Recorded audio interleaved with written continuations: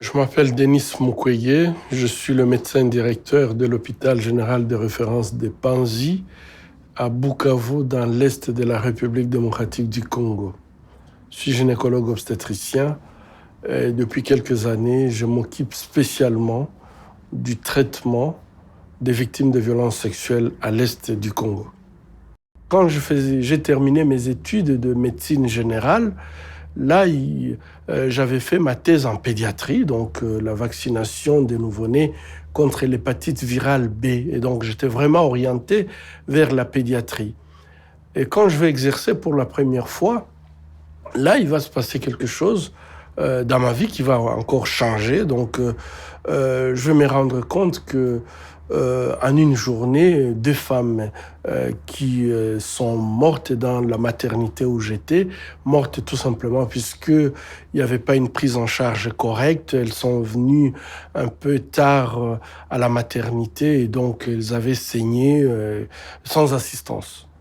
Eh ben, ça m'avait choqué. Et donc, mais j'étais seulement à mon premier choc, puisque les jours qui ont suivi, régulièrement, j'ai vu des femmes qui venaient à l'hôpital et qui avaient tenté d'accoucher à domicile, mais après ça s'est terminé mal. Et donc, soit on les amenait déjà mortes ou tout simplement, il n'y avait plus grand-chose à faire à la maternité. Et là, effectivement, le réflexe, je m'étais dit, mais ces pauvres femmes qui meurent en essayant de donner la vie, c'est pas normal. On peut faire quelque chose. Là où je viens, ma faculté de médecine, je n'avais jamais vu des choses comme ça. Et effectivement, là, je vais décider de faire de la gynécologie et l'obstétrique. Soigner les femmes qui ont été mutilées, qui ont été agressées, violées avec torture. J'ai très peu de choses qui me font vraiment, qui peuvent me donner la joie. Cependant, je dois dire quand même une chose.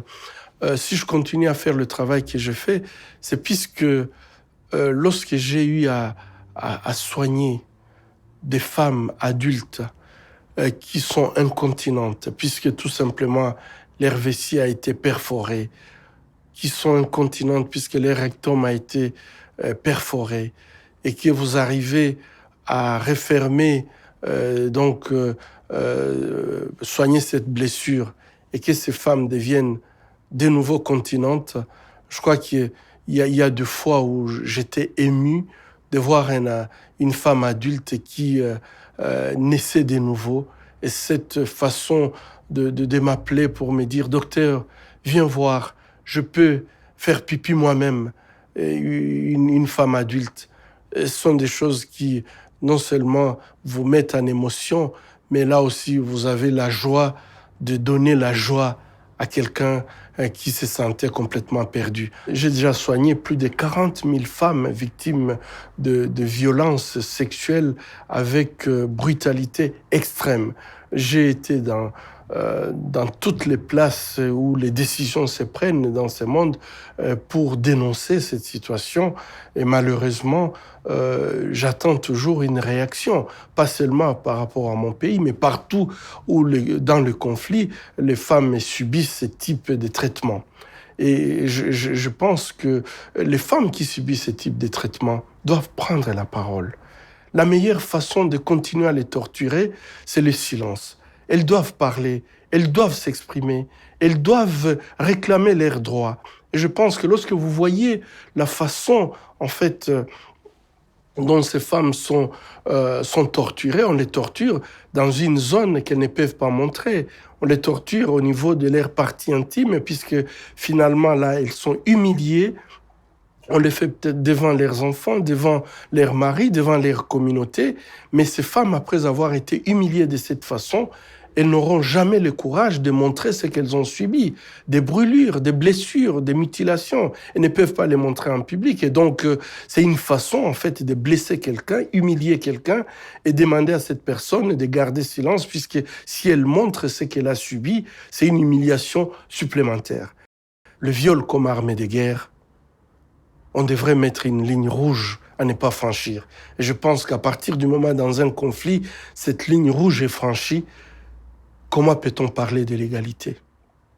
Comment peut-on parler de l'égalité lorsque nous acceptons que les femmes soient humiliées de cette façon-là, que les femmes soient non seulement violées, mais torturées au niveau de leur appareil génital, puisque tout simplement elles sont femmes? Je crois que ce sont des questions qui nécessitent d'être approfondies. Et là, on a besoin de tracer cette ligne rouge pour protéger. Et vraiment, c'est seulement à ce moment-là que peut-être on peut commencer à parler de l'égalité. Mais je trouve que dans beaucoup de circonstances, tout ce qui est violence, souvent la femme doit s'expliquer. Elle doit se justifier. Et moi, je me pose la question, pourquoi elle doit se justifier lorsque c'est elle qui est victime et c'est elle qui doit justifier sa situation de victime? C'est pas une égalité. Il faut qu'on crée d'autres mécanismes qui permettent à ce que la femme se sente libre de pouvoir parler, de pouvoir dénoncer lorsqu'elle subit des tortures, lorsqu'elle subit des viols ou des violences. Mais aujourd'hui, beaucoup de femmes ne peuvent même pas s'exprimer, puisque lorsqu'elle se présente à un poste de police, elle doit d'abord expliquer pourquoi c'est arrivé. Mais c'est arrivé, c'est vous qui devez soutenir cette femme, mais elle doit subir un interrogatoire, et des interrogatoires parfois qui qui humilient en plus la victime. Et je pense que si ça ne change pas, les femmes vont souffrir en silence.